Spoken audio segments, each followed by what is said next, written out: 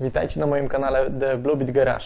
Po publikacji ostatniego materiału pojawiło się pytanie odnośnie prezentacji mojego Forda, którego ściągnąłem z USA. Oto i on. Więc co to jest? Jest to Ford F-150 z 1983 roku. Samochód jest w wersji przedłużanej, to się nazywa Super Cup. Dlaczego, może najpierw powiem, dlaczego ten model? Dlatego, że od dawien dawna każde amerykańskie kino pokazywało ten samochód. Jest to według mnie ikona amerykańskiej motoryzacji z lat 90. I nie Mustang, jak wszyscy chcą. Mustangów mamy masę w Polsce. Każdy ściąga Mustanga. Nie, ja chciałem mieć właśnie dokładnie taki samochód. Dlaczego taki? Bo mi się podoba. A taki to znaczy jaki? Od 3 lat porowałem na konkretnie taki egzemplarz. Dokładnie 2 lata temu miałem pewne zdefiniowane swoje potrzeby. Chodziło mi o samochód z napędem na 4 koła i to był jeden z wymogów. Oraz samochód z przedłużoną wersją, to znaczy tak zwany Super Cup, bo występował w 3 wersjach. Występowała wersja Regular Cup, czyli miejsce kierowcy i pasażera. Super Cup przedłużony o tak naprawdę pół miejsca. Samochód z taką malutką ławeczką w środku, żeby wziąć dzieciaki, żonę i zapakować się, pojechać gdzieś na wycieczkę. Chciałem takiego szukałem. Wtedy 2 lata temu pojawił się pewien egzemplarz, którego nie udało mi się zdobyć, bo niestety ktoś mnie przylistował, który właśnie posiadał wersję kabiny Super Cup, posiadał napęd 4x4 i posiadał jeszcze coś, co też się okazało bardzo wyjątkowe, to znaczy przednie fotele kapitańskie, za które trzeba było odpowiednio dopłacić, żeby się pojawiły. I wtedy też postanowiłem, że chcę dokładnie taką wersję. Czekałem 2 lata, żeby pojawił się kolejny taki egzemplarz na aukcjach amerykańskich, które obserwowałem. No i w sierpniu tego roku znalazłem, udało się, kupiłem, wygrałem aukcję, w styczniu jest u mnie. Jak już mówiłem, samochód posiada napęd na 4 koła, jest w wersji Super Cup, bo mamy ten Regular Cup, Super Cup, jeszcze były Crew Cup, które osobiście mi się nie podobają, ale one są jeszcze troszkę dłuższe, wtedy mają 2 pary drzwi, znaczy przednie drzwi, tylnie drzwi, no ale jak mówiłem, nie podoba mi się wtedy ta wersja, więc chciałem tego Super Cupa. Zobaczcie, jakim on jest fajnym lakierze. Tutaj tak na szybko spoilerowałem ten kawałek, te drzwi i tą tylnią część kabiny. Jak widzicie, to jest brudne jeszcze i nieumyte, ale na to przyjdzie czas, choć podejrzewam, że będę musiał lakierować i tak całą kabinę, bo masę takich jakichś drobnych skaz na lakierze, więc myślę, że będziemy to lakierować. Teraz tak, ten samochód został kupiony na aukcji internetowej jednej z ubezpieczalni. I w opisie tej aukcji było napisane, była informacja, że samochód jest powypadkowy, w zasadzie miał zdarzenie, z drugiej strony zaraz Wam pokażę, ma wgnieciony ten element oraz była notacja, że ma problemy z elektryką, nie odpala. Początkowo myślałem, że to jest problem klemy akumulatora, jednak nie, jest to coś głębszego, będziemy szukać, mam nadzieję, że znajdziemy. Teraz Wam może pokażę jeszcze z drugiej strony, jak wyglądają te uszkodzenia z tej strony i potem pokażę Wam wnętrze i może coś jeszcze opowiem. Może jeszcze jedna rzecz. Słuchajcie, samochód jest bardzo duży. Zazwyczaj normalnie posiadam Volkswagena Phaetona, takiego daily cara, który ma 5 metrów długości. Ten samochód wypełnia mój garaż prawie doszczętnie. Od początku, od bramy garażowej do samego końca, no prawie samego końca. Dobrze, że mogę sobie przejść chociaż z tyłu tego samochodu.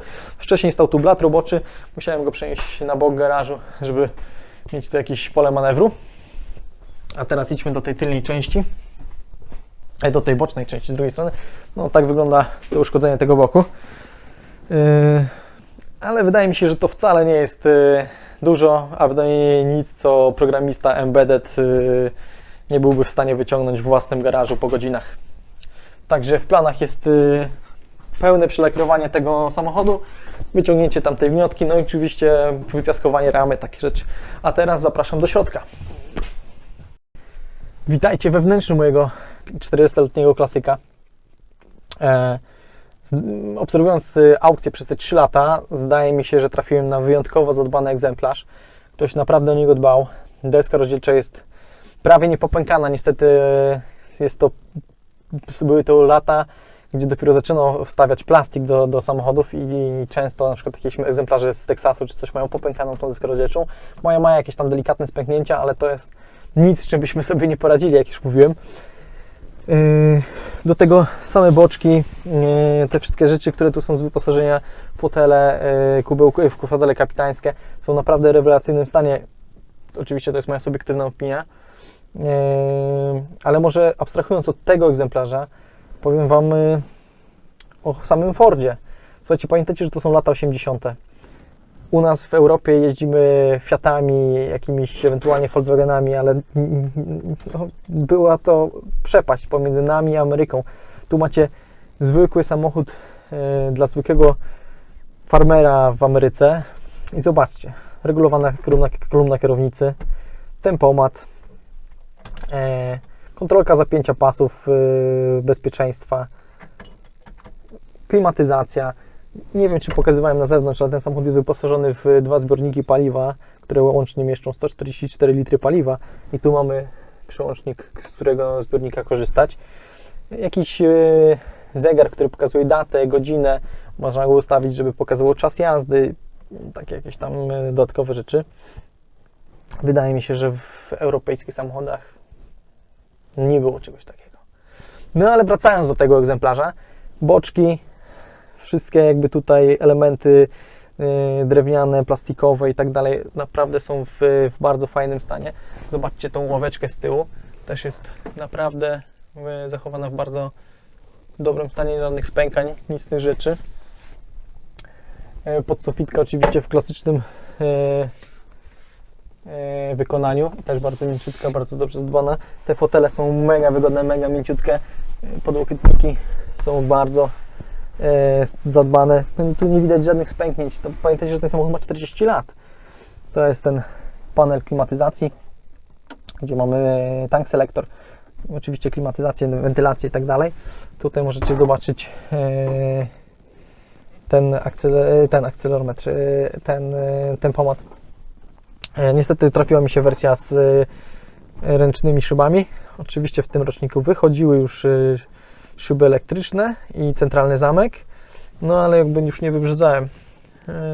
Ten pierwszy egzemplarz, który chciałem kupić, był z 1984 roku i tamten, którego nie wygrałem 2 lata temu, miał już wtrysk.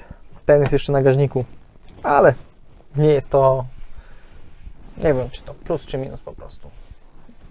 Cieszę się, że mam go. Teraz tylko wystarczy zakasać rękawy, przejrzeć elektrykę, zobaczyć, dlaczego nie odpala, odpalić go. Potem mam kilka tematów pod spodem, bo skrzynia biegów jest zapocona, automatyczna skrzynia biegów C6, łatwa do naprawy, jest zapocona, więc trzeba ją uszczelnić, to jest pierwsza rzecz. Druga rzecz, na etapie transferu tego samochodu do Polski widocznie przewożono go paleciakiem, znaczy wózkiem widłowym, przepraszam, wózkiem widłowym i uszkodzeniu uległa transfer case. Bodajże to po polsku się nazywa reduktor. No po prostu ma dziurę i wyleciał cały olej z tego reduktora. Mamy też odpięty wał napędowy, także krzyżak jest do wymiany, bo oczywiście ktoś odkręcił wał napędowy na etapie krzyżaka i ten krzyżak po prostu się rozleciał. No ale to są wszystkie rzeczy, które ogarniemy, tak? Najważniejsze, żeby teraz go odpalić, zobaczyć, czy jeździ. Sprawdziłem jakby takie tam rzeczy podstawowe typu oleje i tak dalej, wszystko jest w silniku. Sprawdziłem też filtry. Wszystko jest. Musimy tylko odgadnąć, dlaczego nie odpala.